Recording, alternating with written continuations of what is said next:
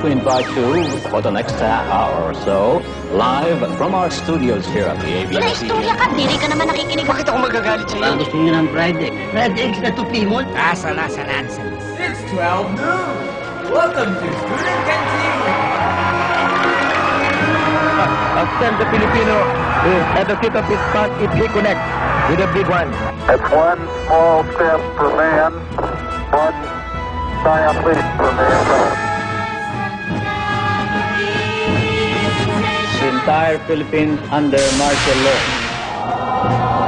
ABS, CBN is committed to help to strengthen our democracy. The formal inaugural of the ABS-CBN Broadcasting Corporation. In the world tonight. Magandang umaga, mga kapit. Public service lang. Walang personalan. Wherever we go, we shall always be faithful to our commitment of being in the service of the Philippines. You are the new Miss Universe 1994! We'll always devote our hearts to the Filipino audience. Remaining true to our reason for being in the service of the Filipino.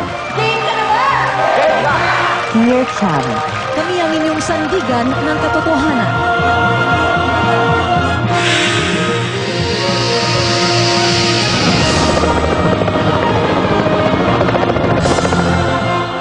Lumipas at magbago man ang panahon, sa isip at pananaw, sa puso at diwa ng Pilipino, iisa ang ibig sabihin ng telebisyon.